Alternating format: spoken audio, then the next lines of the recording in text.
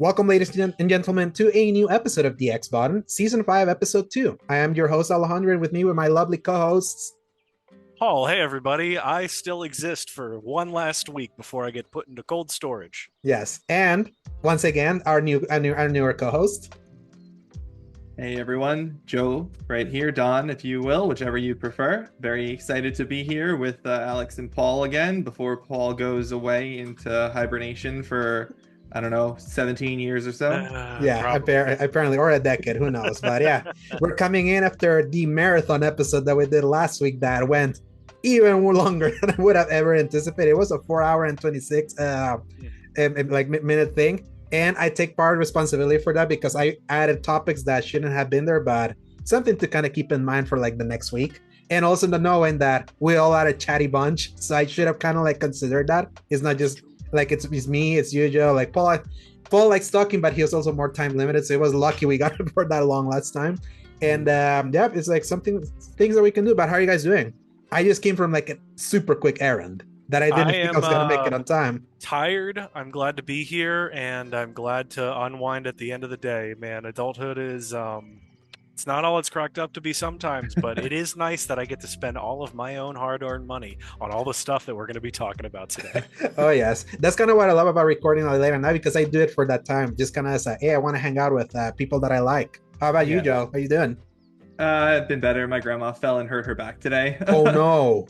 Oh yeah. Shit. She's got a compression fracture or something, which my girlfriend, who is a doctor, incidentally, said is actually really common in older people, and it's not the worst thing. It could be much worse than that. So they sent her home and just gave her some pain meds. So Okay. hopefully she'll be okay. She might need some sort of neural surgery on her spine. She broke her back about 10 years ago already, and Oh they had no! to put cement in it. So it's just like, boom, fixed. Yeah, they cement it. They like cement it together. Yeah. That's wild. Oh, It's you know like what? That does make more sense now I'm thinking about it. yeah, and it holds it all together, and it's fine. She was able to walk and everything fine. And right now, I don't know. She's just in a lot of pain. I haven't gotten to talk to her today because she's been sleeping and in pain. Thankfully, my grandmother is with my dad in her house at the moment. He was down visiting with her when it happened. So yeah, not the best day in the world, but rather happy to talk about the exciting things that we're going to talk about today. Hey, that's the beauty of why our channel is called Escape because it's a play. It's just a play on world for a little escape from the nonsense that surrounds us, because this is the X Bottom Podcast, our gaming podcast that posts every Fridays from 10 a.m. onwards, God willing, available in the YouTube channel Escape Gaming, as well as most audio services around the world, Apple Podcasts, Spotify, and the like. You can find links in the RSS feed at tinyurl.com/escape gaming.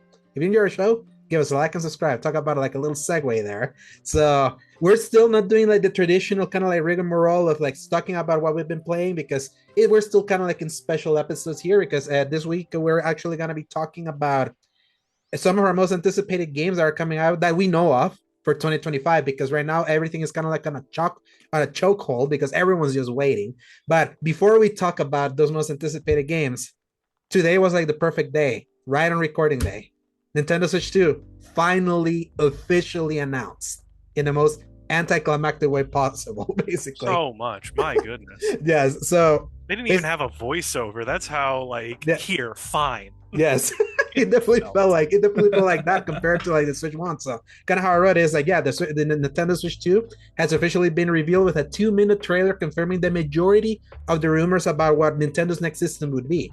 No price or release date was given, just a follow update for the next Nintendo Direct that allegedly will give any final details about their next console. That Nintendo Direct is on April 2nd, 2025. So right at the beginning of the start of their next fiscal year. I never felt so deflated watching like finally something. It felt like unclenching your butt, because it's just it's just you always knew that this thing existed. It has been leaking like with reckless abandon. It leaked so much that I was like, I think you and I, Joe, were in the same boat.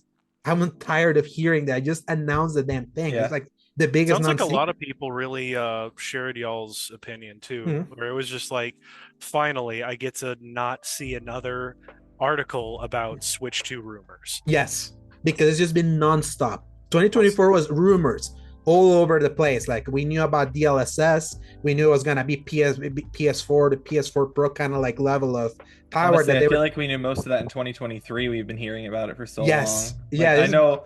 I just remember hearing the first leaks of the potential SoC being on on Digital Foundry's channel when like 2 years ago now, when they were like, oh, so it looks like it'll be new enough to have DLSS, which is obviously going to happen because it's an NVIDIA chip. So yeah, it's like I feel like it's now that we reach this point where everything is just a PC, basically a portable PC. Like now I feel like any hardware that we get is just gonna be like inherently less exciting, because it's like before it was like, oh, look at the PS3 and its cell architecture. It's like a supercomputer that's so weird and then inside its head and kind of like inside. Or look at the Wii U that is like a Fisher Price toy with like the big tablet for a controller, or things like that. Or the 3DS, that this double screen for 3D without glasses. I feel like we're getting less and less exciting hardware now that everything's a PC and everything's so uniform, which good for backwards compatibility. I'm really excited that I finally and that too. So glad that I feel like for the first time Nintendo's respecting my investment to their hardware, especially because this has been what I love the most about the Switch is my place for all my Nintendo games now. Like me, that I still love my pixel art SNES games. Pointing at you, Joe. You gotta just stir the pot, don't you? Yes, I love that all of those games, like I don't have to keep having to plug in my Wii or my GameCube if I want to like experience some of those older games. It's like everything's like slowly there, and now the Switch is just gonna have all of that at once. It's not just gonna be like 10 games at launch that you don't even know if you're gonna like. We only know that a new Mario Kart.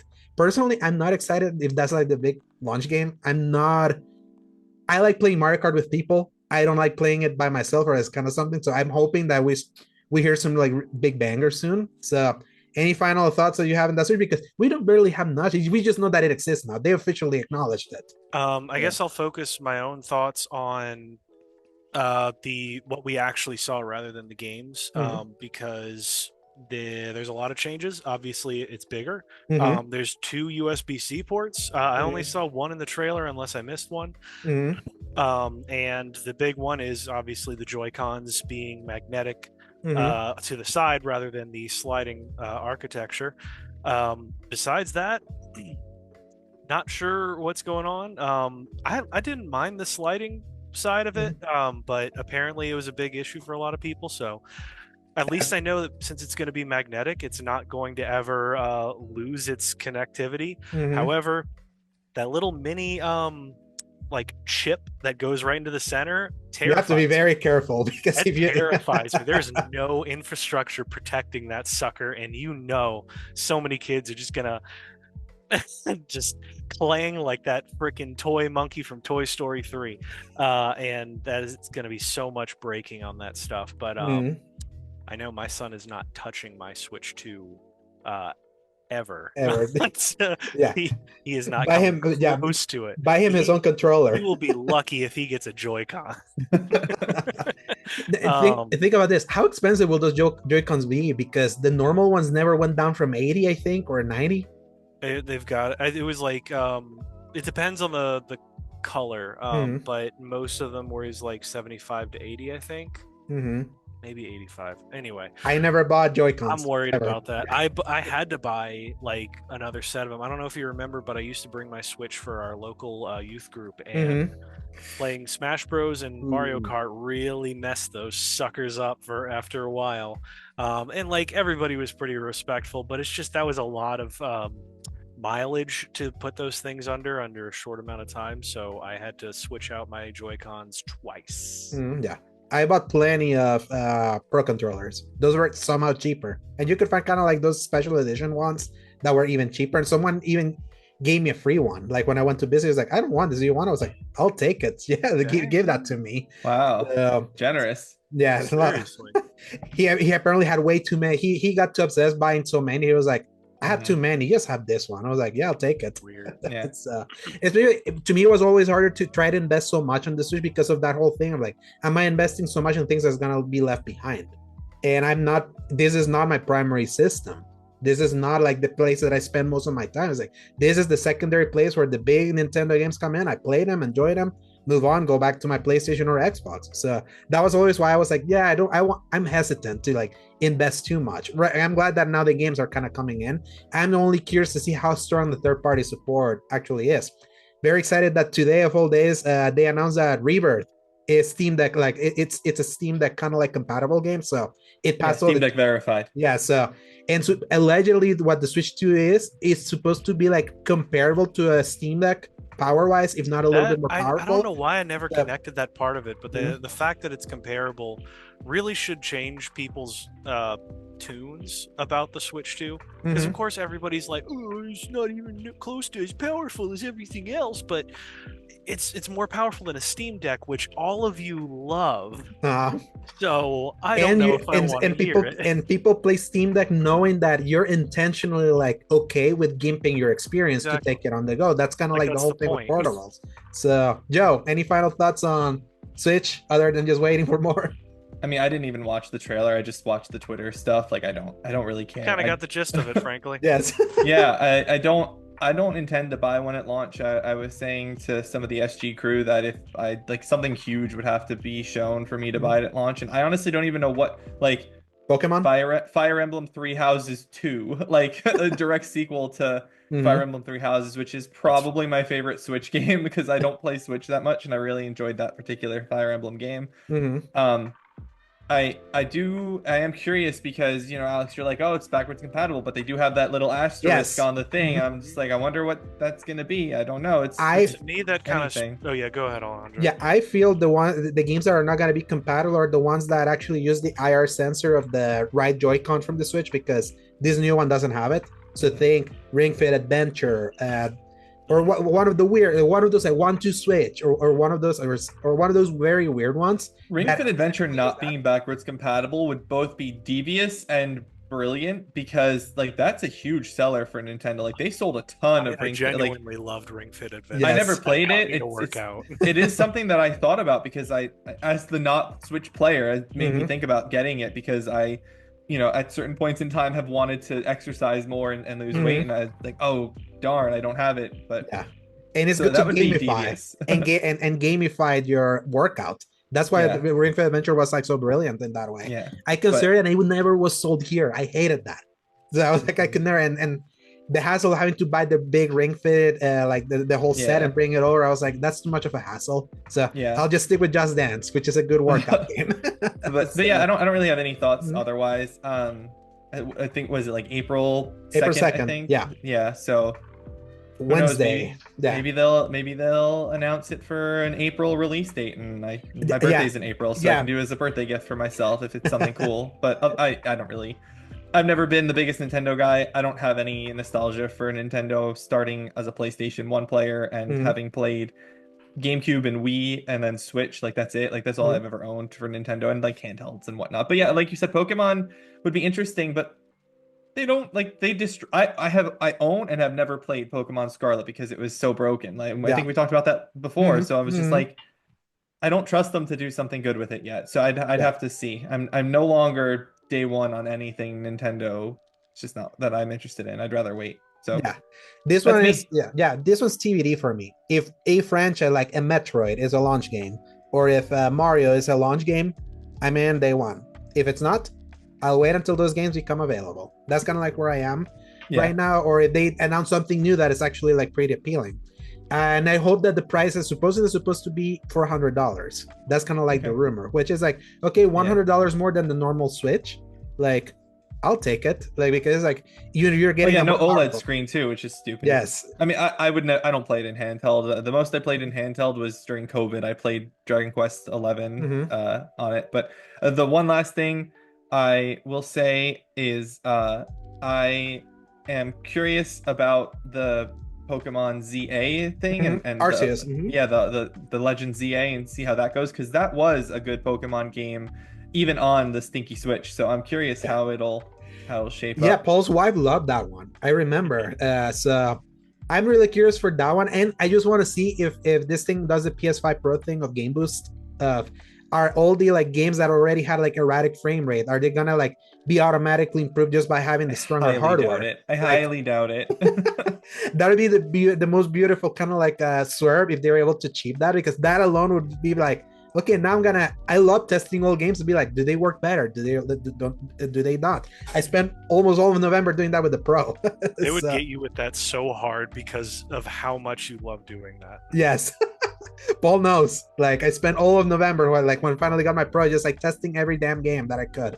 So, Yeah, I'm not. I'm okay at spotting that sort of thing. Like Metaphor, for example. When I was playing that, I definitely I did the demo for 5 hours or 6 hours in October, and I was like, this is making me nauseous. And then I got the PS5 Pro and I bought the game Metaphor, and I was like, okay, I still think this is ugly as sin, but it's not making me nauseous anymore. yeah, the pro didn't fix like the jagginess, but at least it was running like smoother because it was like dropping to the 40s, which was like technically that game was stinky. It really was, but everything else about it was great. But yeah, that's basically all we can talk about the Switch 2 now. Now we finally don't have to see any rumors anymore. We just have to wait 3 months. So, and now we can move on to like more of the present or sort of present because we still don't know when GTA 6 is coming out. And we wanted to kind of like carve that out because obviously everyone is excited for GTA 6, or so they say.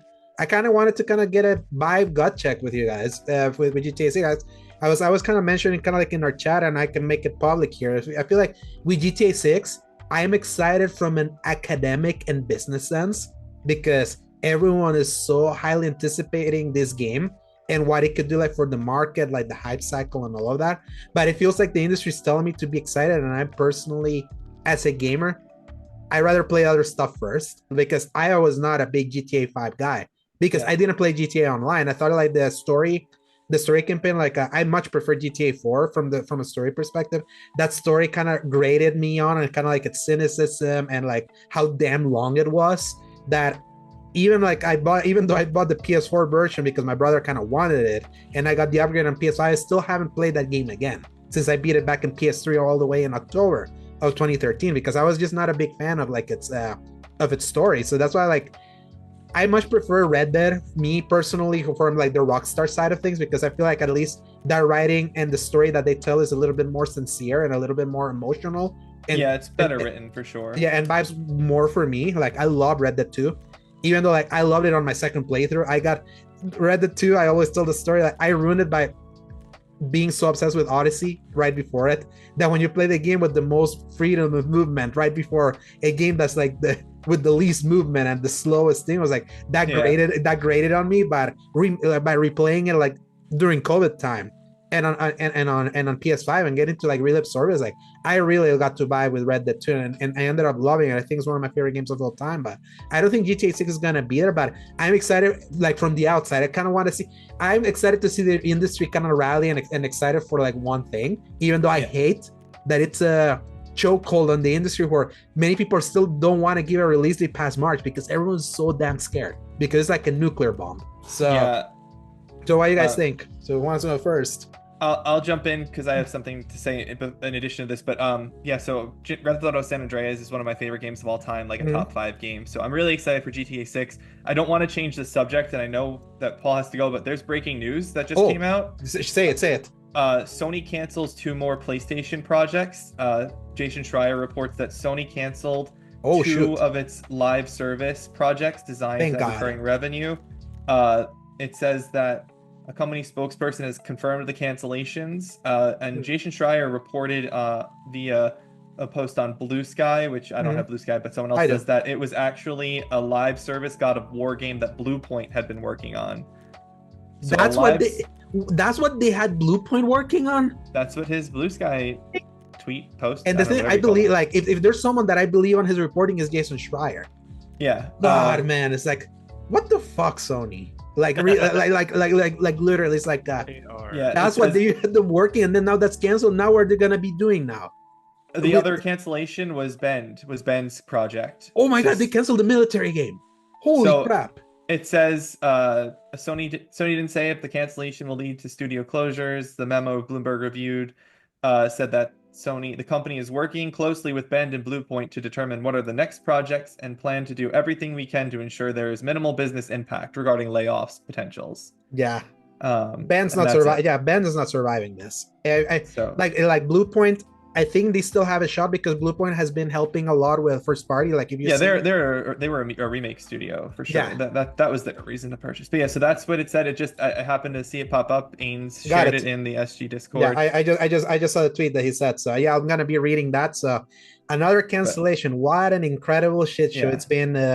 PlayStation's like attempted live service, and none of that working. And the biggest, but no, thank you for mentioning that, because then we would have missed it. So if you always catch like a breaking news, I don't care what we're doing, at least say it, because we don't want to miss it. I have also done exactly that, so good job. Yes, actually, Paul, this has happened to us before. Again, also with a Sony cancellation. We were doing our year-end review for 2023 when we got the news that The Last of Us Online was canceled. Last of Us Online.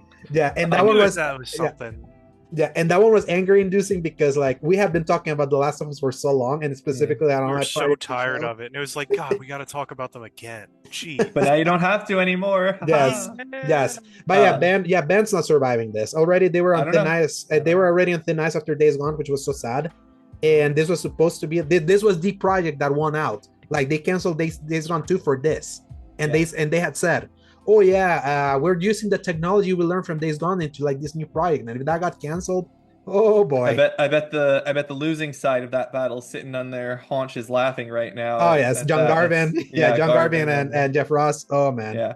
But anyway, so Grand Theft Auto 6, I'll just say, like I said, I love San Andreas. It is a wonderful game. I like GTA 5. GTA 5 is undercooked in my opinion in terms of its actual fleshing out of the mechanics. I thought that they had such a cool idea with the heists, and I know that Paul is a huge GTA Online fan and the GTA fan, so want to hear his take on it. But I would so much rather have seen them really use multiple heists instead of just the few major ones that are in 5.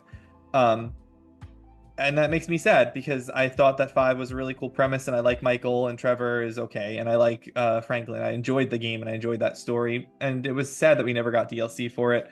I really liked Grand Theft Auto 4, like you, Alex.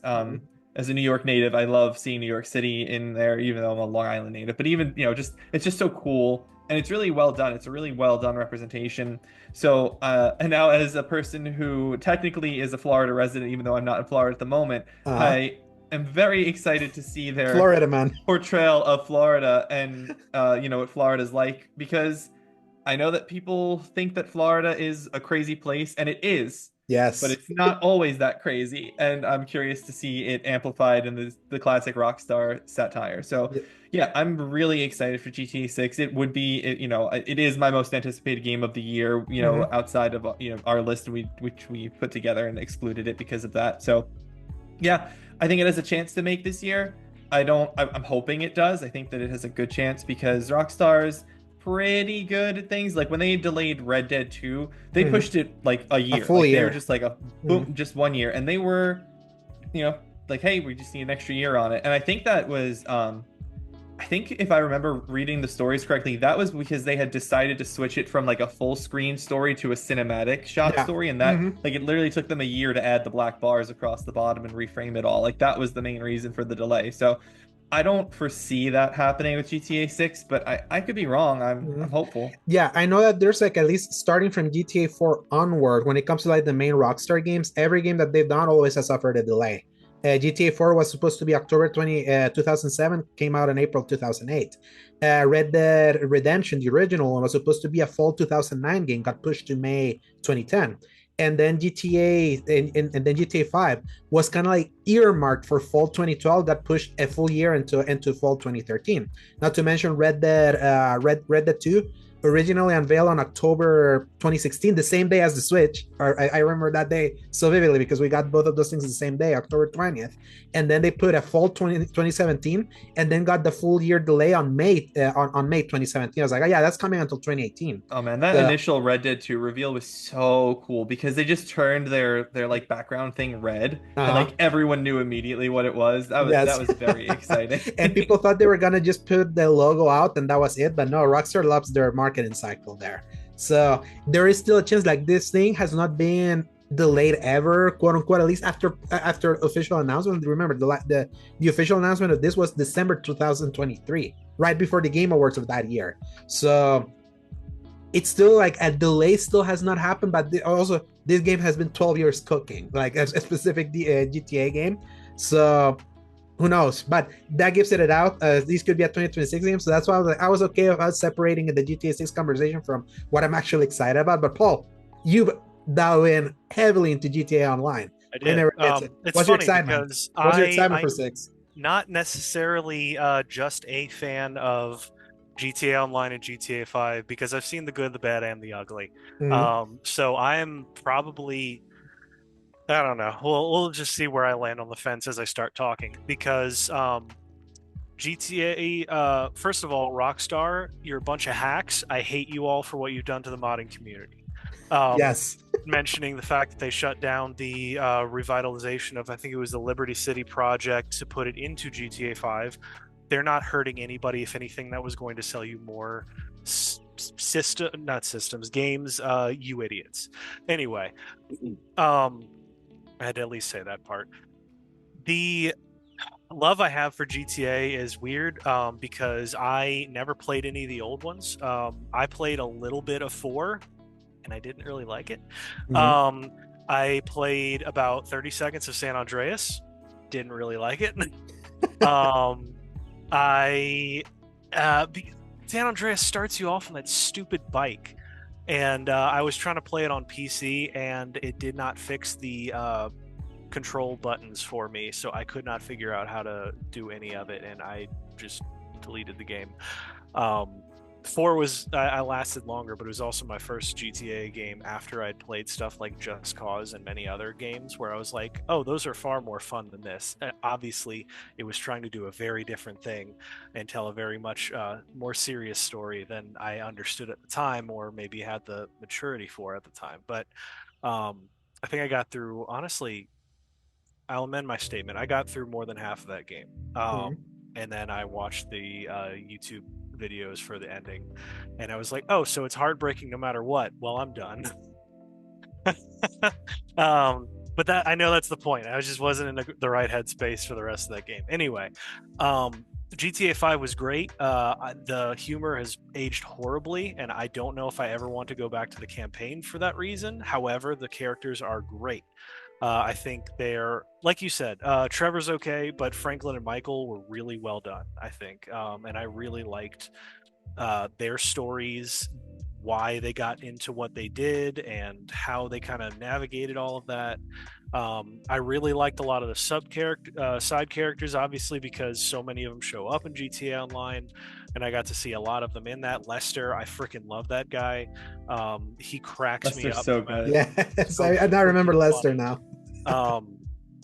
And then a lot of the other ones, forgettable as they might be, it's still funny overall. That freaking car dealership guy, and a lot of the other people Who that just was the like? Who of the 3 characters had the alien mission that they had the peyote and then they were like falling down? Like, probably was it that Michael? probably I could not tell you without probably being wrong, so I'm not going to. Yeah, I don't remember. I've only actually fully played the game one time, so same here. unlike played San it a Andreas, lot. which I have played Multiple. 3 times, I think. I at one 3. point tried to get all of the gold medal things for the single player, and that was a nightmare. I did not finish it. Kind of made me mad at the whole game. Because it does not tell you what you have to do until after you've already done it, and then replaying it, the checkpoints are all effed up, so it's just garbage. Anyway, to get back onto my whole point, I hate the fact that Rockstar saw the success of GTA Online and decided to cancel all of the DLC for the single player. Same case for Red Dead. I'm even more mad about that. We had a little brief conversation about that concept in our other group chat, I think, Alejandro, and I get so mad at what Rockstar did to GTA, to Red Dead Online because of GTA Online as well. But that being said, I played a lot of it. My college days were not filled with the most excitement, and therefore I had a lot of time on my hands to just do the racing. I really liked the racing. It did not matter if it wasn't the best payout. I just did that over and over again. I got really good at driving, got really good at flying. Yeah, I mean, if you like that stuff, that GTA does that stuff pretty good. If you like that sort of thing, I've always hated the racing stuff. I've always hated the auto in the Grand Theft Auto games. Well, the driving has always been like wonky. Like, really, 4's driving is the worst. 4 is like boats. 4 feels like a Terrible. But I always hated the driving. Even in San Andreas when I was a kid, I would turn on the make all cars fly cheat so that when the race started, the main race that you have to do, all the cars would fly up into the air and explode and die, and then I'd turn it off and I'd slowly just drive around the track. I hate driving and race. I hate racing games. So. Okay. So that makes a lot of sense. I grew up on racing games, so I have a real soft spot for it. But yeah, it's the whole thing with that, and then the heist situation. I mean, we waited for that for so long, and then once we got it, I mean, now I think there's at least 10, plenty of them, 12 of them. They're very not user friendly. They're very frustrating. They're almost impossible unless you really coordinate with your buddies. They're Destiny raids, basically. Like they're literally like a comparison. Raids. Yeah, man, that's cool. That's a cool thing. God help you if you try to load up with randos that do not know what they're doing, because on like the real way to do it is hard, which if you die once, any of you die once, the whole thing ends and completely resets you. So in not like Destiny raids, where you have checkpoints, it sort of does, but for the most part there's always this one segment where it's like, okay, here's where it really begins, and then if any of you mess up, do all of it over again. And that's like sometimes 20, 30, 40 minutes of real gameplay and effort, and because of the clunky movement, it just did not help. But anyway, all that is to say, I do appreciate how much they've really kept the game alive by just constantly adding new things. Even with where we are right now, I know for a fact that they added another set of missions for something. I have not followed along with it in a long time, but they're still dropping new content, dropping new game modes of something. Power to them. I remember when the stunt tracks were dropped, that was one of the greatest moments, because I was like, man, this would be great if it was basically Speed Racer or Hot Wheels. And then one day they were like, yeah, screw it, here you go. And then they just let you create Hot Wheels maps. And that was just an amazing experience. That's cool. The support has really been remarkable for online, and I get that it's a huge moneymaker for them, but it's been good support and pretty consistent from everything I've ever seen. You know, following them on Twitter and whatnot, they're always tweeting double XP, double money this weekend, blah, blah, blah, blah, you know, new content drop. And they did the casino update, right? Like they released the casino that was closed. That's been a minute for now. Yeah. But yeah, it's just, there's always something, new things, new buildings to go inside.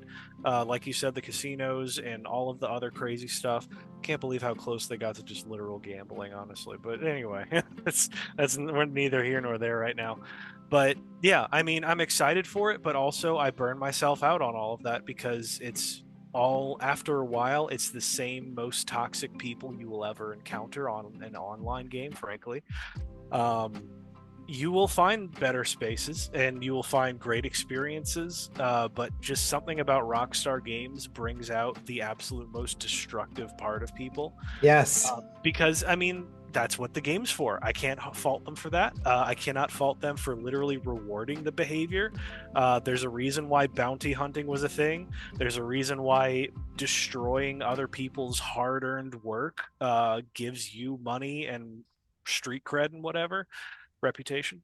But also it's like, come on guys, what are we doing here? Because they're also trying to have their cake and eat it too by like letting you join your own lobbies and go into passive mode, and it's like they want both sides of it all, and they're never going to have both sides because one side just wants to watch the world burn and everybody burn around them, and the other side just wants to be left alone and do their fun crime activities. That's what the single player is for, you know. Yeah. Like, but as yeah, far as I'm concerned, it would be great if they had added any of that to single player. Right. So that's not even really an option. No, I mean, if the people who want to just run around and do crimes, they just play in the single player, and then the people who want to create chaos play in the multiplayer. Like I said when I was giving my spiel on it, they really undercooked the actual base main game of GTA 5, I think. Definitely. For that sort of thing, and they threw all their money into online, which is how they can afford a $1 billion development cycle on GTA 6, which is where this conversation started. 2 billion supposedly, but yeah, multi-billion. Then sure, yeah. I don't. It's insane to think they put that much money into that thing, but it's because they've gotten that much money just on that online thing. So More than that, so, I mean, Alex, yeah. they make billions a year, Yeah, multiple billions a year on just from online. that Like, damn thing. That So then all they that is to say, really, I'm excited for it just as much as everybody else is because it's a new GTA. There's always a lot of detail. There's always a lot of fun to be had. The story's probably going to be great because Red Dead 2 was freaking phenomenal. Red Dead 1 was awesome, and even parts of GTA. And like you said, GTA 4 had a fantastic story as well. Mhm. It's going to be there, so I'm excited for it, but also not really excited for where we are all as a society and when that drops. Yeah. I'm not excited for the way Rockstar has become, Mm. and I'm going to sit back. I'm definitely not nearly going to touch GTA Online for anywhere close to what I did but last time, even if I didn't have a wife and child. Yeah, am I But the only one getting the collector's edition? I will definitely get whatever collector's edition of Grand Theft Auto comes out. I have 4s, I have 5s. yeah. another $80 question mark to Rockstar Entertainment. Or even Whatever it more. is, yeah. I mean, yeah, I Well, there's love, even like love just that. even like discourse happen and be like, would Rockstar and Take Two be like ballsy of making the base price of this game $100? Like I've been seeing that kind If of like they going do, around. it's going to No, they won't. decimate Mhm. all of the market. I am It not would They don't reshift. need by to. what Yeah, they would it would do. reshift the market. Like if they because I feel that game would be the one that could get away with charging $100 just based on the What they need to what they need on to what do, they've done. Alex, is Mhm. do the early access 3 days, or sorry, advanced access thing. Like that's what they do because there's not a person who's interested in Grand Theft Auto who's not going to want to play it even 3 days early, I Mhm. think. And so Yeah. I think that if they want to stealthily raise the price without actually destroying the video game market, which even Take Two, who Mhm. has other video games, believe it or not, Yeah, Take the Two does destroy. own other video games. They don't need to destroy their own market for the future. Mhm. That would be the smart play, would be to just do True. some extra time. But Yeah. yeah, I'm really excited for it. I think it'll be great, but it's such an enigma that I'm more excited for a whole bunch of other games right now that Mhm. I am Yeah. just that are so much closer. I just want to know if it's this year or if it's out of the year, so that everyone else can feel like confident though putting a release date and give us an idea of what 2025 will be for us. So I that's just like find it funny. I actually find it very funny that no one's budging on it. Like the last time that Call of Duty budged itself was for Red Dead. Like yeah, that's they push when that forward. yeah, that's what they do. That's the kind of power that Rockstar has. And Mhm. um yeah, I'm excited, but it's kind of fun. It's just like, haha, Yeah. that's all. Yeah, we'll see it. But now that we've gotten the GTA talk out of the way, each of us shared like 5 games that we were kind of like anticipating. And then I looked it up and there was like enough crossover that we made it at flat 10, without even thinking. And we didn't rank them this time. We're not doing what they do with Game of the Year. I just basically ordered them in alphabetical order this time. So yeah, we're gonna talk about the games that at least we know are coming out, or at least we know for sure are gonna be this year, that we can kind of just give our spiel and say why we're kind of excited for them. So we're gonna start with Assassin's Creed Shadows. Obviously starts yes, because S is before B. Assassin's Creed Shadows. I'm a big Assassin's Creed fan. I know Joe is too. Paul likes them. Like he's played plenty of them, but he's not as huge I a fan as loved I them am. about a decade ago. Exactly. Yeah. So you've kind of been like hot and cold on it. Yeah. I am so torn about like what this game can or can't be, especially for like for Ubisoft's betting the company on Assassin's Creed Shadows at this point. I mean, we talked about the delay from last week. We didn't even mention in the topics that apparently now Tencent and Ubisoft are considering kind of like creating a new subsidiary where they're gonna like take some of Ubisoft's IP and put it over there. So basically starting a new company, because the valuation of Ubisoft is just that bad at this point. So that kind of gives you an idea of where they are. I know they want to make this Assassin's Creed kind of like be that they're putting the TLC that I'm not seeing them put in a game in quite a while, and I'm hoping that at least just removing the business side of what's happening to like the company publishing it. I hope that gives it to a new level of polished Assassin's Creed that it probably has never seen, because these games are always like in 1, 2, or 3 year dev cycles. This is the one that has gotten the most dev time It's just ever. so So funny. It's just so funny you say they're putting this TLC, and yet Ubisoft is being very Microsofty and stepping on rakes at every opportunity with this game. I mean, they're just... Yes. I don't think Microsoft can avoid... Ubisoft can avoid stepping on rakes at this point. It's so baked into their DNA that I don't think they can do anything It's just remarkable. I mean... It's like, okay, we're going to make a Japanese Assassin's Creed game. Yes, this is the game that the Assassin's Creed people have always wanted. We're going to have you half the time play as a black samurai in an Assassin's Creed game, because that's what the fan base wanted, was to play as a samurai in the Assassin game. Why? No, I don't care who the assassin is. I want to play the assassin. Like, that's the fun part of Assassin's Creed. And not only that, finally, like, when they always had historical figures in older games as NPCs, now suddenly you're playing as one of those historical figures when that has not happened. And it's very clear that it was done from a very DEI-centric way. I'm just going to put it that way, because it's very hard. I don't really know I don't know what they were thinking with that. I mean, maybe it's an interesting character. It's an interesting historical figure. And you want, and people arguing, you start off with arguing over whether he was a samurai or not a samurai. I don't know what he was. I don't really care. But like, why? Like, why would you start there? And then you go in and then you start your marketing, and then you have like a Tory Gate representative that represents the nuclear bomb. Like, what are you did you not research anything related to this? I mean, come on, Ubisoft. Insane for the company. I'm gonna buy the game. I still have the old collector's edition pre-ordered from GameStop. They never canceled it or anything. So like, I don't know what I'm gonna get when it comes out now. If they're gonna charge me that higher price, whatever. I have to figure that out. But I'm excited for this game. It's going to be really cool just because I love the Assassin's Creed stuff. I even love the modern day storylines and whatnot. Like, I'm one of those weirdos. I'm that guy. I'm that guy. There's like 6 of us out there that, so that's cool. But just like, if they had any sort of consistency at all for it in tone or character or actual stakes or plot, it would have been awesome. But that's why I like played 123 hours of Assassin's Creed Valhalla, because they brought back like a semblance of importance to the modern day stuff they had not done, and even then they fumbled the ending by making it about 100 hours to get to that point. Exactly. I'm not gonna lie, Paul. I'm one of those kinds of people who's just always hoping that they really had a master plan behind it all. Dude, you should hear me whenever we talk about Halo. Oh yeah. Because boy, the copium is thick in the air. It's funny you say that, because on Season Gaming Bitcast just before the new year, Ains was talking about Halo, and he was like, I don't even talk about Halo anymore. I've given up on trying to talk about Halo. And I said in the comments, I made a comment to it that I was like, Ains, you didn't give up talking about Halo. Halo gave up being worth talking about.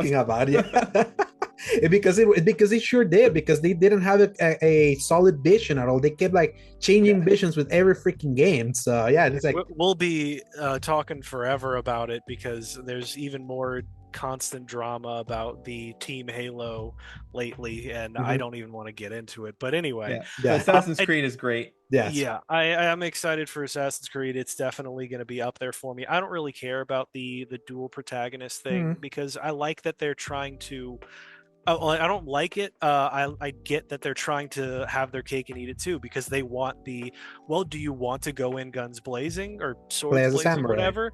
Play as the samurai that's like 6.5 feet tall and could just body people. That sounds kind of dope, honestly. You want to do the assassin thing? Play as homegirl.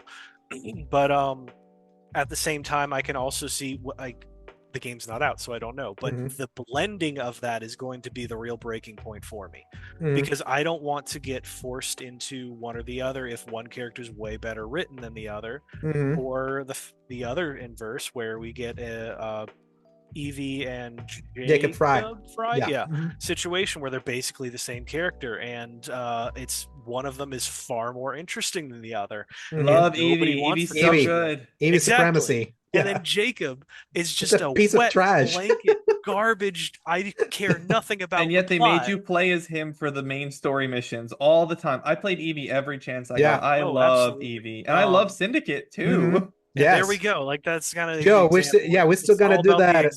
Our list execution here for me, but that's really all I have to say. Which will be fun. Which, by the way, as I said, that'll be funny because me and Paul did that list, and then I get to do it with you, Joe. So that's gonna be an interesting update there.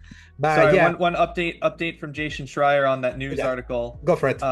It said that from 2020 to 2022, Bluepoint was working on God of War Ragnarok. Actually, they were helping. Yes. And since then, all they've been working on is the live service project. They don't know anything else. So there's nothing even like kind of in the works. Yeah, that I knew because when you saw that when God of War Ragnarok went live, they put all the studios that worked on it, and Bluepoint was there. So I was like, oh, they got Bluepoint to kind of help. At the point, I was like, apparently enough that they weren't working on anything else during that time, though. Like that means that whole studio is helping on it. I mean, not stupid if they needed the help, but definitely stupid that they've now used that last 2 years and change. So anyway, back to our list. Sorry. Yes, exactly. No, but it's good. Yeah, keep putting on that because that was breaking news. So keep an eye on that. But I definitely knew that Bluepoint was working on God of War Ragnarok, but it's stupid that they kept working on God of War after that. So. But yeah, Assassin's Creed Shadows, March 20, 2025. If it doesn't get a further delay, like I'm just hoping that it's good. Like I'm gonna be playing as what's the female Nae, I think is her name. I know it started with an N, and I couldn't remember it well enough to try. I'm gonna be playing because I love playing as a stealthy guy, and they're bringing splinters of like mechanics to the stealth, which that speaks to my heart and my soul. It sucks that it's taking this long for them to take that kind of element of Assassin's Creed so seriously, especially now that this is supposed to be an RPG series in the vein of the one that you love, Joe. So, because I'm not as huge an Odyssey as you are, we're definitely gonna have that conversation later. So, but yeah, that's Assassin's Creed Shadows. The next game that starts with an A, Avowed, coming on February 18, 2025. The game that's been 5 years in the making because we first heard this game back in 2020. The game that's exists in the Pillars of Eternity universe. It's sort of spin-off, but not really, right, Joe? That's kind of like the gist. Yeah, I think this was the only one. I was the only one with this on the list because we all had Shadows on the list, on our list. Avowed, so Avowed is set after the events of Pillars of Eternity 2 Deadfire. It is a spin-off of the game, really, in every sense of the word, because it's the same universe, but outside of that, it's it's a totally different character. It's totally different gameplay. It's got some recurring characters in it not recurring characters. It has some returning characters that have been in previous entries. I did hear about one that's like definitely dead in my universe, so it's a little weird that they brought that specific character back when you can kill her in a story quest or in a side quest. But yeah, it's really cool to hear about this. Now, I have some mixed feelings on it. I'm excited for it, but I do have some mixed feelings on it because it doesn't look Pillars-y. Pillars is really dark and dreary a lot of the time. It's not that colorful. And that first trailer they showed looked really dark and dreary. And then they showed that new trailer. It was very piratey, which and colorful, which was odd. Not bad, but definitely an odd choice. But not the pirate side of things, the colorful side of things, because you're basically a pirate in the second game. And so I'm very excited to see what this game actually ends up being and how impactful it is. You know, Obsidian does really great work a lot of the time on things. I really like the Outer Worlds, and their choice and consequence in Pillars is off the charts. But Pillars is a very simple game compared to Avowed when it comes to the style, because it's an isometric RPG. It is a live live action kind of game, even though it's like from the isometric perspective, you know. Real time.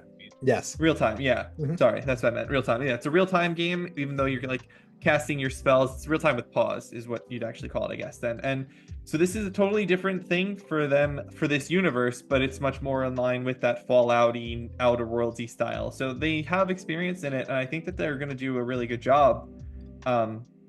I hope that it's good. I had hope, and then I had concerns, and then I had even more concerns, and then I had more hope because it looked like they'd put more time into it and it made it better. And then a lot of positive previews had come out from people that you know, are not particularly invested in this universe. So I'm excited. I think it'll be good. I think it'll be fun, at least, and we'll see, because it's coming out in February 18th. February 18th, like literally a month, 2 days from now. And I'm glad it's on Game Pass. I'm definitely gonna try it. I'm glad that I didn't quite write it, but it's something I'm gonna try. Like everything that they put on Game Pass, I'm always gonna try, because me and Paul already pay for that service. We share for that one. That's where I am for it as well, because I, like many people, did not remember what Pillars of Eternity even was, much less cared about the extended universe of its characters and world. Yes. So they really need to, in my opinion, sell people on that entire thing, because I know most people have no idea still. Even though it was a really successful Kickstarter, the first Pillars. That's what's crazy. I mean, like, it didn't have the meme potential. The internet did not know about it. And that's like, you know, the way of things. But yeah, the Pillars world is so weird, Paul. It's just so strange because it's all about reincarnation. Like, it's like that's the main thrust of this world, is that everyone who is alive has lived before. Like, there are only so many souls in the entire universe, and they're just recycled through a process called the wheel, and they're just like assigned into new bodies.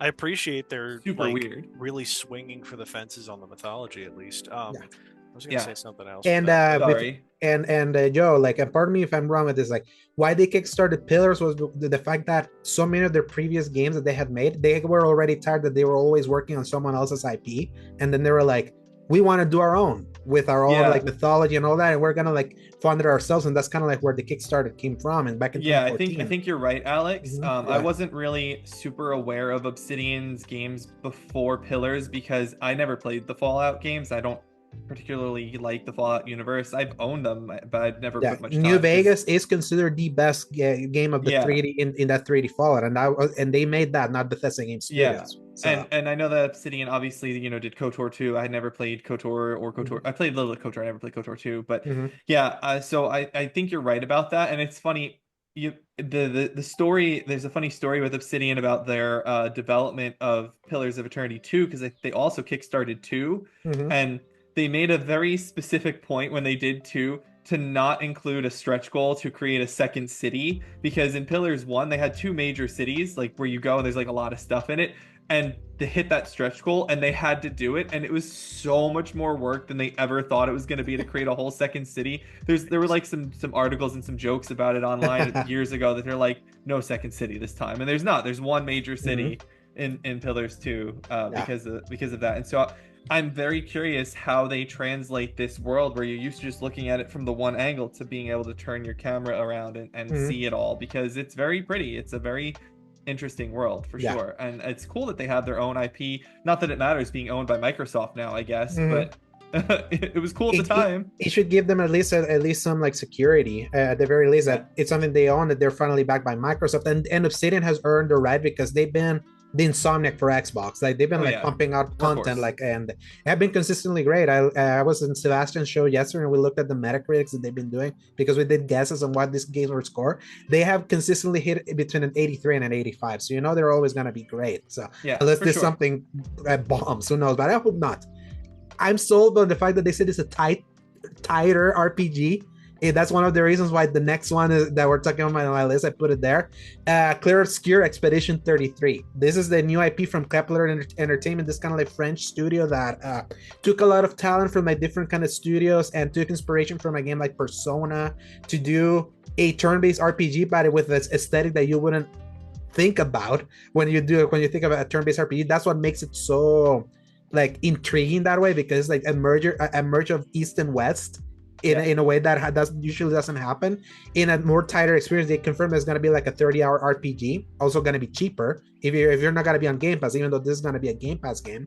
And just the concept to me is so cool. Buy your games, people. Buy your games. Unless you're subscribed, they're giving them for you.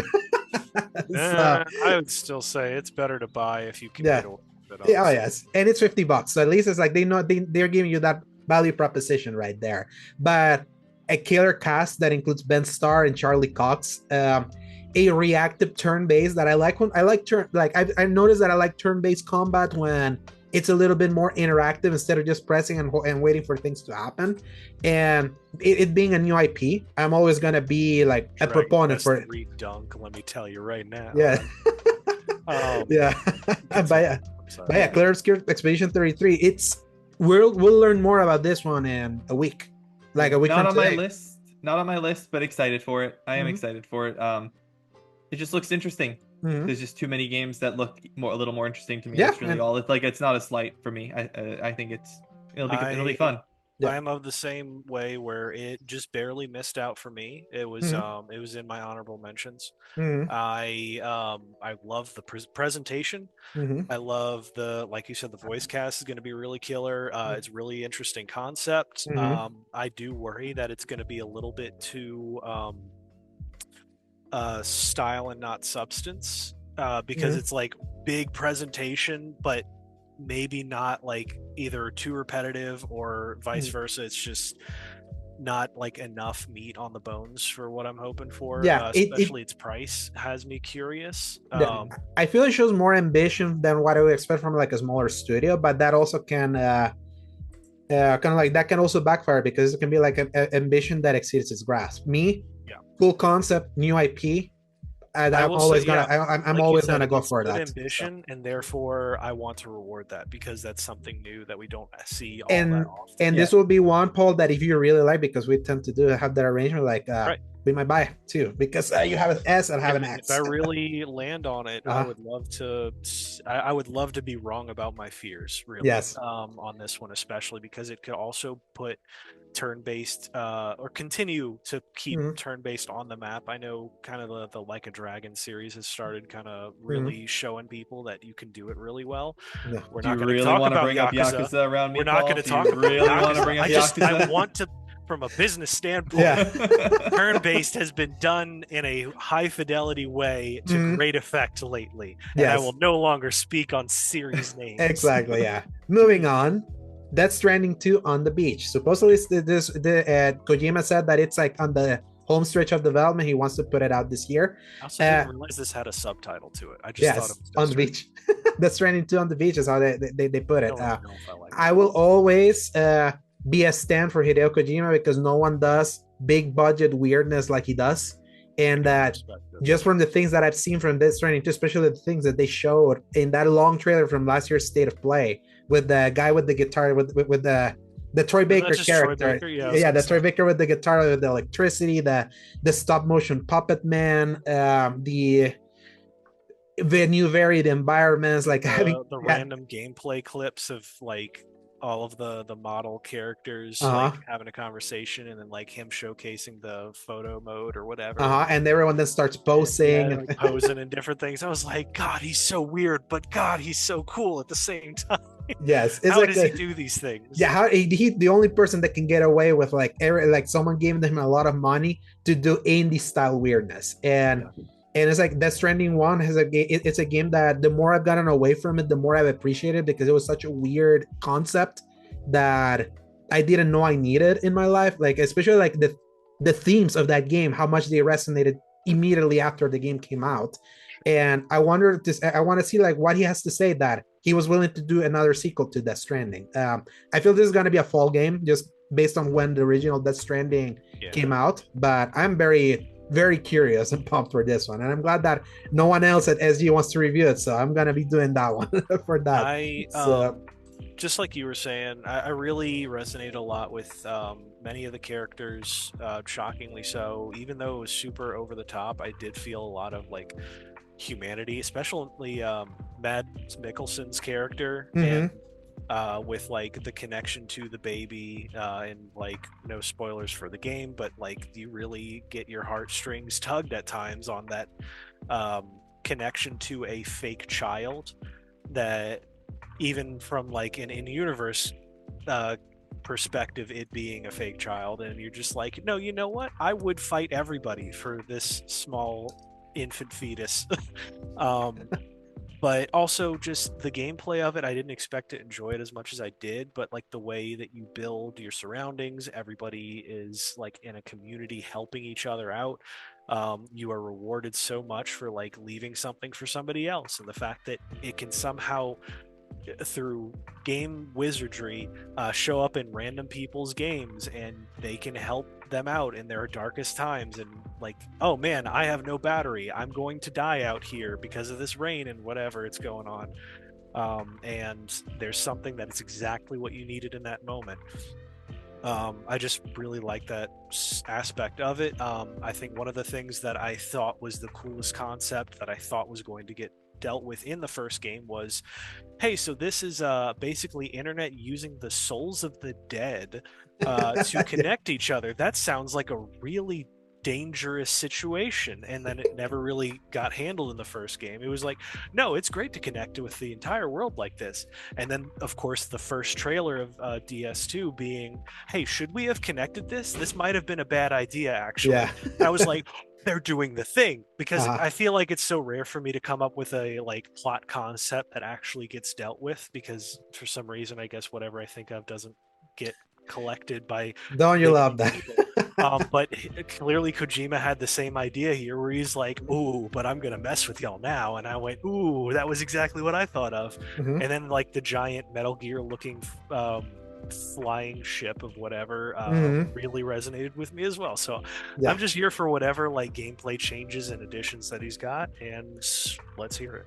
Yeah, absolutely. And Jojo didn't have this. Do you play the original one? Okay, and so if you didn't play that, you would enjoy it. Yeah, exactly. Yeah. I'm good. I'm fine. Nope, thank you. And that's fine. 2 out of 3 can cover enjoy your walking package delivery. Hey, sometimes game with weird you need stuff a going walking package delivery game, you know? Oh yes. Perfect podcast game, perfect game to like to kind of like think about your own life and analyze.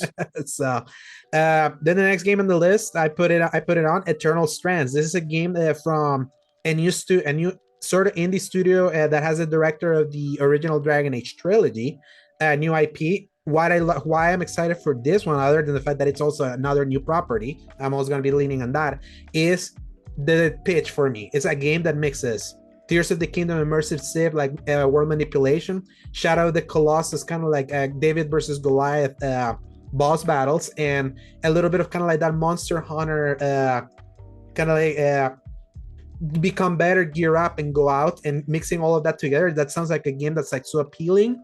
And specifically, the Shadow of the Colossus thing, like me, that Shadow of the Colossus is one of my favorite games of all time on its vibe that has just been unreplicated. And sometimes many games, like from an Elden Ring to even a Death Stranding, capture kind of like that sense of loneliness and epic scale that you just kind of like absorb. That's something that's always stuck with me. And I'm glad that I'm seeing talent from previous studios kind of like give a shot and mix all these different concepts to create like a new kind of game. And one big thing that I'm excited for Eternal Strands is the fact that it's literally out in 2 weeks.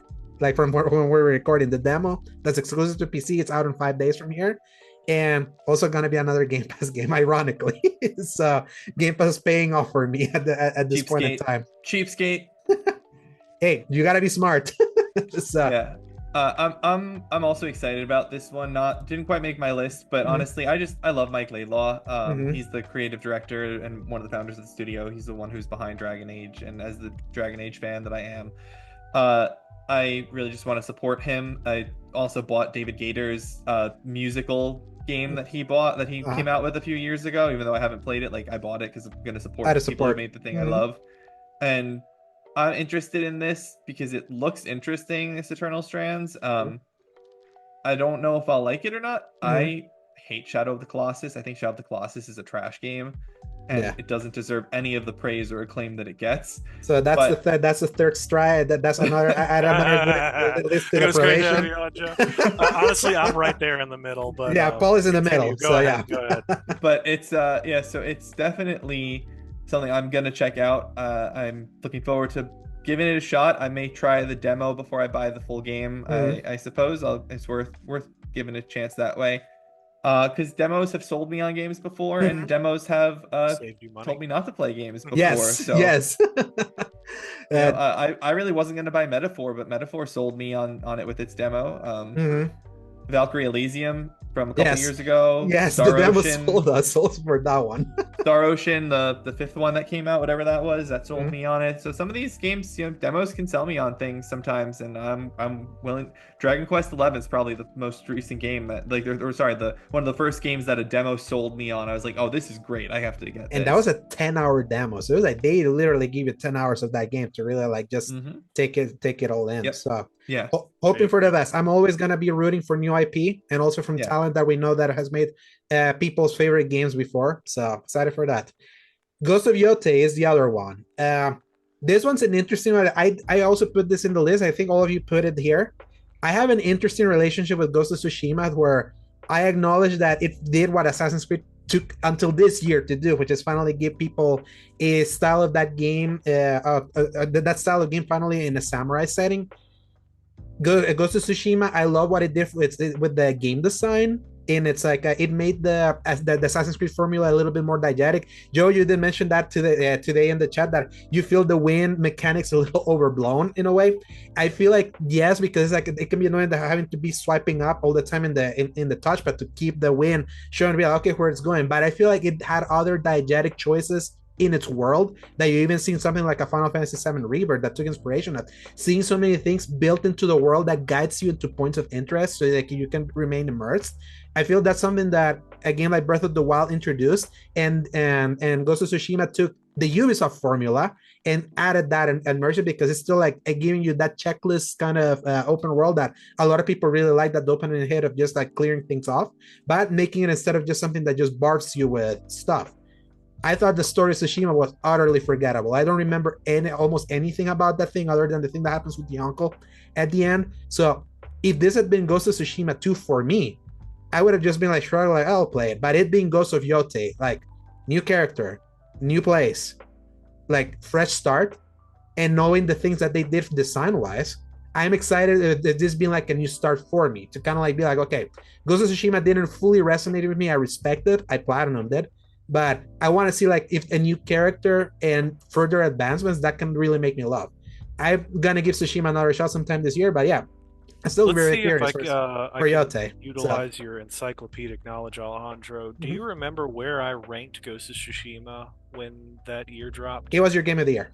Thank you. I thought so.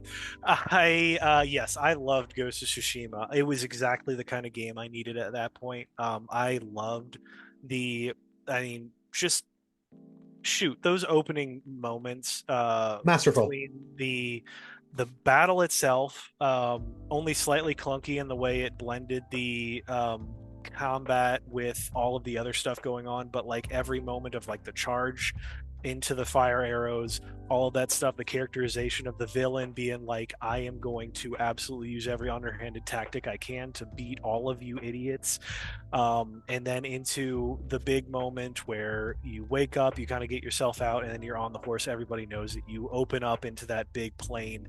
Homeboy is like running his hand over the like tall grass. Yes. The music swells. The title card drops. Yes. And that's the masterful part. Yeah, how it drops the title card is like so cool and immersive. I was in from that moment.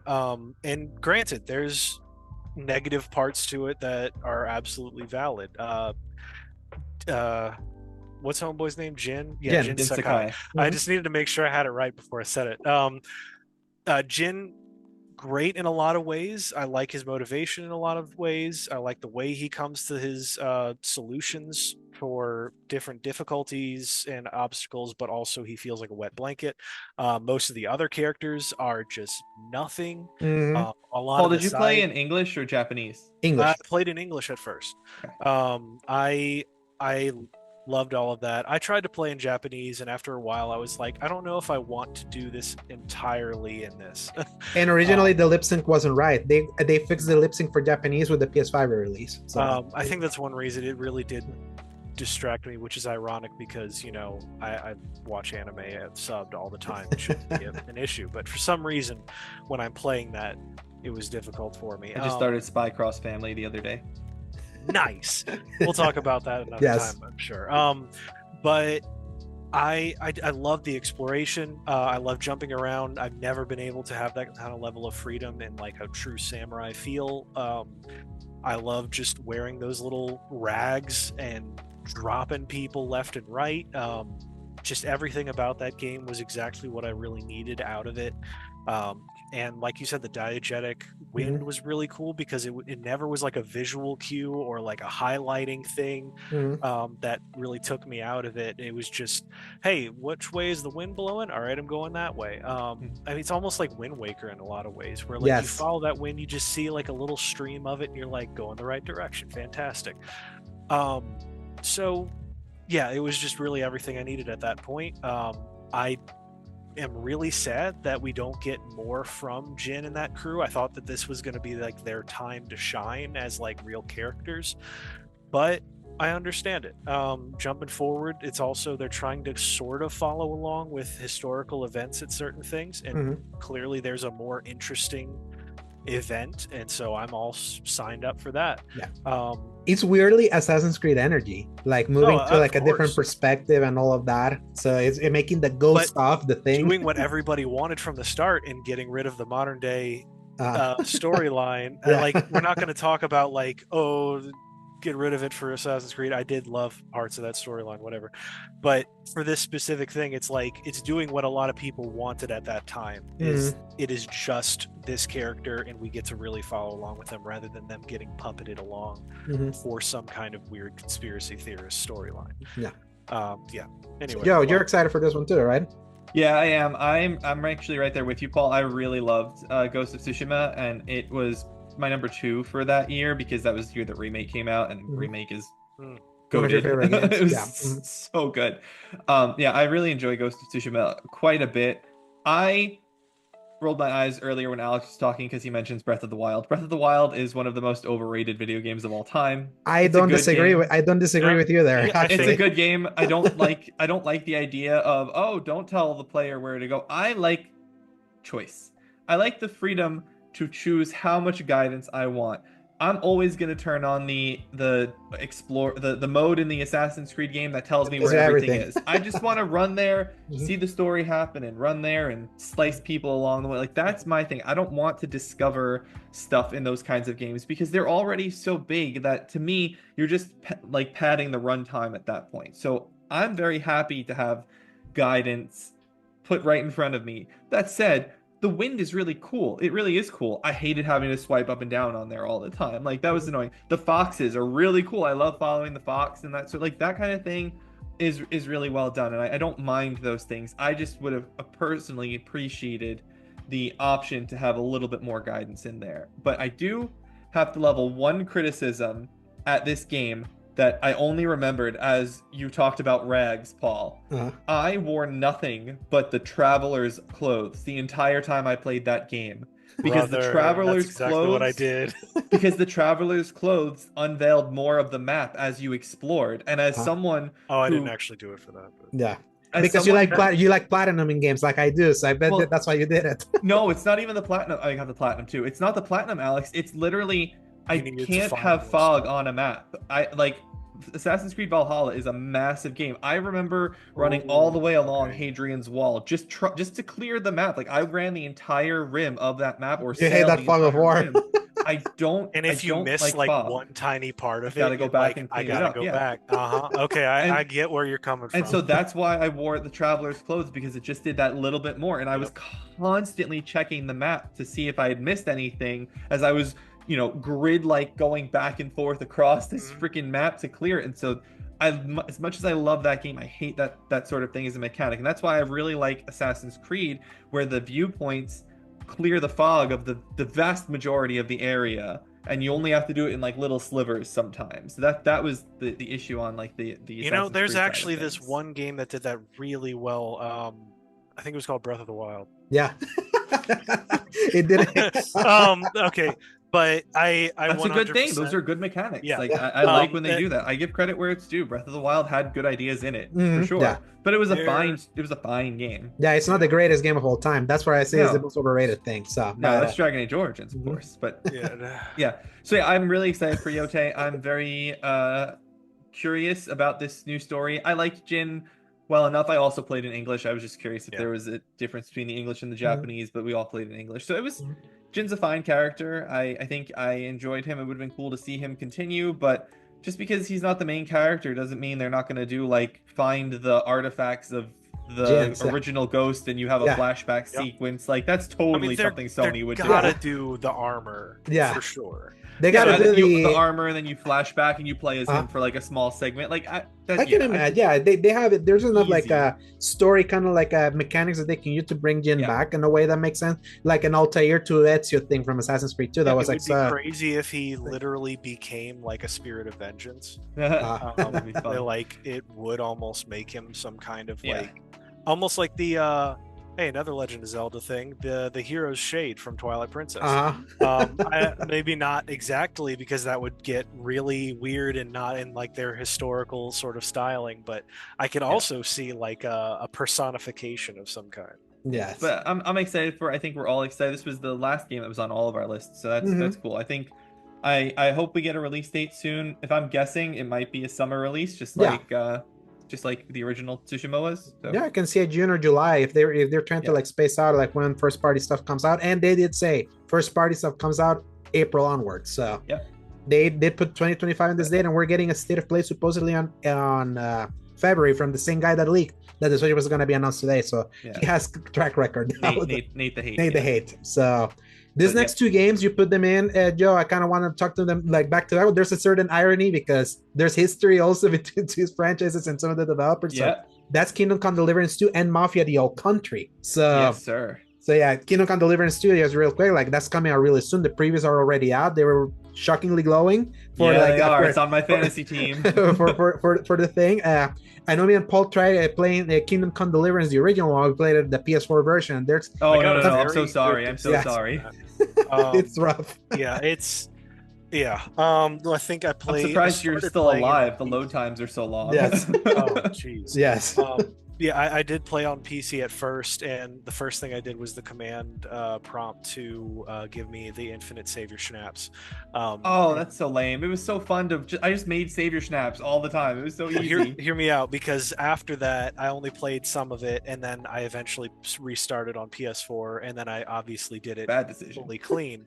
But to take your blasphemy in one flavor or another. But after a while, it was just, there's so much game in that game.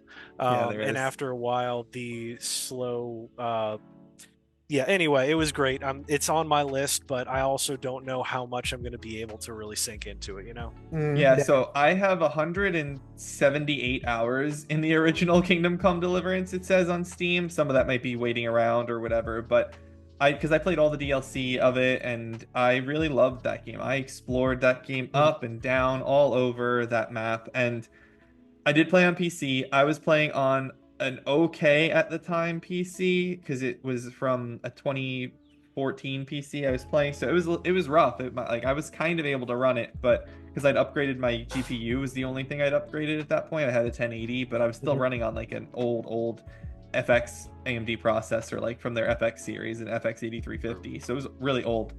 But I'm really excited for Kingdom Come Deliverance 2. I knew that it was coming. I knew that they had sold extraordinarily well that first one. I think they're like 20 million units or something sold for that game, which is word of mouth like really spread like fire for that one. And so we can, and this is kind of amusing, we can thank that game for why I'm on this podcast. Yes. Because I only found out about Colin Moriarty from his essays on this topic of this game, and I started listening to 2018. Yeah, and that's when I started listening to other podcasts, which I'd only been listening to Easy Allies at that point. That was the only thing I'd listened to. So I started listening to his thing, which led me. I'd been listening to Game Face from Sifted as well, and that led me there, and then Season Gaming, and then just all these things. Because you would have heard of Hogue. You would have heard of Hogue around that time during Easy Allies, during the Ask Hogue sections. Then you follow Hogue, and then you follow Hogue into Season Gaming, and then over here, and we're both LSM patrons. And right, exactly. Yeah. So for me, just like continue along this train of thought, though, we have about 8 minutes. Yeah, before you have to wrap up the last 3. No, just to say, like, so in some ways that game sort of brought me into like the broader podcast space. I don't know if I would have started listening to other podcasts without that game and whatnot. And then with Mafia, like it's just as a real quick thing. You're excited for that despite your up and down odyssey going through that trilogy, right? Yeah, because The Godfather is my favorite movie of all time, so I'm really excited to just be in Sicily and see how they do a prequel to it. It is. I never would have expected it to be on my list, but because I did go through that odyssey of the Mafia trilogy earlier in the all throughout like the end of last year. I was gonna say earlier this year. I'm invested in it enough now that going back and seeing that we're going to go to the origins and recognizing that if this is more like the definitive edition of Mafia 1 or has the in terms of its gameplay stylings. It has the storytelling quality of 1 as well as the storytelling quality of 3, and they completely forget 2 exists. I'm really excited for the game. And yeah, to your point, Alex, the similarity between Kingdom Come and Mafia is that Daniel Vavra, the creative director on Kingdom Come Deliverance, is the guy who did the original Mafia 1 and Mafia 2, which Kingdom Come Deliverance is a much better game than any of the Mafia games, just so we're clear. It is a miles above. So he's gotten better at making games over time. But I'm really excited for both of these games. They're going to be really cool. I have the gold edition of Kingdom Come Deliverance pre-ordered on Steam from GMG. It's on sale, 15% off if you want it on I'll consider it. I'll look to see if it's compatible with a 3060 and consider. I'm sure it'll be fine for the 3060 on. They seem to have spent more time optimizing and making this one not want to make your PC explode like the old one did. But yeah, I'm so sorry you played it at all on PS4, Paul, because I remember watching the rough. Digital Foundry videos on it, and it was like 2-minute load times to like go from one place to another. And there I was a lot of patches that made it a lot better than that's good. But still, it was painful. Definitely... Yeah, I'm excited to play this on my PC from only like April of 23 with my 4090 in it and everything. This is gonna be great. I'm excited. I hope you guys get to play it, and I know we were hoping to review it at SG, but we were not approved for a code somehow. So no at least embargo review. We might, I guess Ains might review it afterwards. We'll see. Yeah, they ghosted us by the fact that back in 2018 SG actually covered that game like without any preconceived biases. And then the last 2 games in this list are, one of them Paul includes, and the last one is like all included, were Metal Gear Solid Delta and Monster Hunter Wilds. And because Paul has to like dip because of child issues, Paul, you have 6 minutes to say your spiel with these 2 games. I'll also say with Metal Gear Solid Delta, Metal Gear Solid, one of my favorite franchises of all time. 3, my favorite entered that series. Glad that it's getting a remake that mixes MGS5 gameplay with the best story in the franchise that is the cleanest, and I can't wait to see if they nail it without Kojima with that one. But then say your spiel for the last. Yeah, I don't care about Metal Gear, so go for it. Fantastic. So I've always said Metal Gear Solid 3 story with the gameplay of like 5 would be one of the greatest games of all time, and who would have thought? Here's basically where we are. I obviously, who knows how well it's executed on, but it seems like it's going to be really good. I'm a little bit afraid that the gameplay is going to break how like intimate that game is, because some of the clunkiness is on purpose, but at the same time, it's best story of the whole series.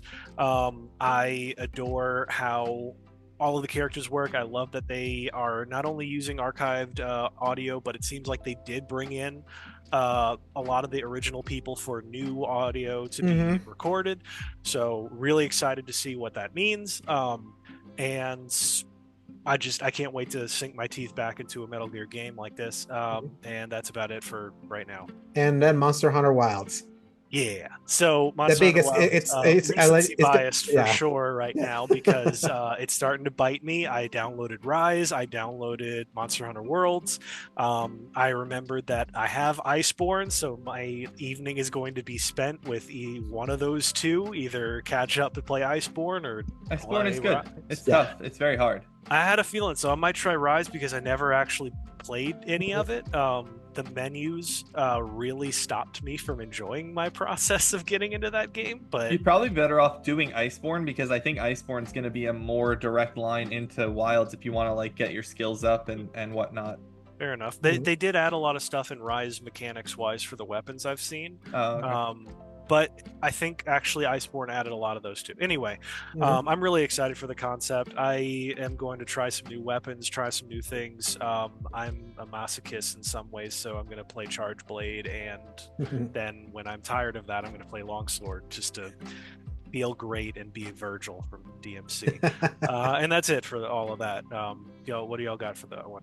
Yeah, I'm excited for Wilds. I loved World. I didn't play Rise at all because Stinky Switch, and then just it never looked good. You could tell that it was built compromised from the baseline. So I was like, I'll just hold off. Also, I put like 160 hours into World between the base game and Iceborne. I was like, I'm good for a while on this, and now that we've got our little crew here, I'm excited to jump into Wilds and give that a shot and swing my dual blades and try a different weapon, because you get the 2-weapon system now, and see how it is. I did the demo that they had, or the beta or whatever it was, a couple of months ago. That was really cool to just like explore and see, and I was like, all right, I'm in. And I actually like the story of those worlds, so I'll pick it up. It'll be a good console game to play with everyone while not playing single player games. And that specifically is why I put it there, because this is gonna be like, from this early year, the multiplayer game that I can't wait to play with both of you guys, with the SG for this year, for yes, sure. Yes, and I'm hoping that it really catches like great fire, that we're constantly logging in and playing it together.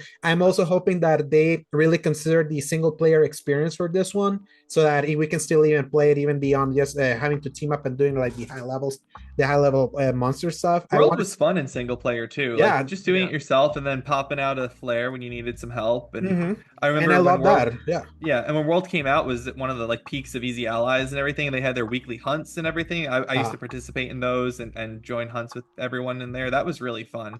So World was really good at doing both, and I think Wilds will probably be good at doing both too. I hope they keep building on that. Earlier they didn't like redesign everything, because now they want to do like the open world and that's gonna have crossplay and all that. There's always that fear that they lean too much into, no, you really gotta have a team for maximum enjoyment. That'll be the only thing that's concerning, but we'll know more when the beta launches literally on the 6th, and then for the full release on the 28th.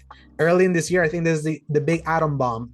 Out of the 2 nuclear bombs, out of the Hiroshima and Nagasaki, there are gonna be both both Monster Hunter Wilds and GTA 6 when it comes to like games that are gonna definitely make an impact. And with that, those are our 10 most anticipated games so far of 2025. This is a list that we may revisit halfway through the year post showcases, because people will gotta start talking about what they're gonna give us for the rest of the year. And just to close us out, I'm gonna read us the release dates for the week of January 19th to January 25th. There's barely anything coming out that week, except Star Wars Episode 1 Jedi Power Battles coming to PC, PS4, and PS5, Switch, Xbox One, Xbox Series X and S on January 23rd. Final Fantasy VII Rebirth, the PC version, coming on January 23rd, already Steam Deck verified, and they're really pimping out this PC for like nobody's business. And then Ender Magnolia Bloom in the Mist coming to PC January 23rd. I think it's Ender Lilies, or something like that. So yeah, Ender Lilies was the first one. Yeah, so this is the PC version, like the sequel to that. And with that, that's it for this week's episode. Much like making up for the marathon from last week. We'll definitely be next week. It's just gonna be Joe and I. We're definitely gonna go into like more in-depth stuff. But before that, where can people find you, fine gentlemen? Y'all can find me at Dork of Art on Blue Sky and Twitter. Bye. Where can people find you, Joe? At Joseph_La_Russa on Twitter, working on some things for SG, for Season Gaming. You can check out my reviews on there from last year. And that's pretty much it right now. Very excited to get this year started with the games and get the podcast started as the full solo full-time co-host here. Yeah, exactly. So I'm really excited to see where we go with that. And Paul he'll always jump in and out as time and availability allows it. Right now. Yes, but the thumbnails are always going to be here. And then you can find me at _Segovia on Twitter, Alejandro Segovia 93 on Instagram /threads, Segovia on Blue Skies, the Slayer Giant on Twitch, and my written content at seasongaming.com. And with that, enjoy your evening, fine gentlemen. I'll see you all, and we'll talk to you all the time whenever we can. See you next week, Joe, and everyone else. Get ready next because the seasons are the busy gaming season is about to start. And with that, enjoy this weekend and press X to play. Good night, everybody. Hasta la vista, baby.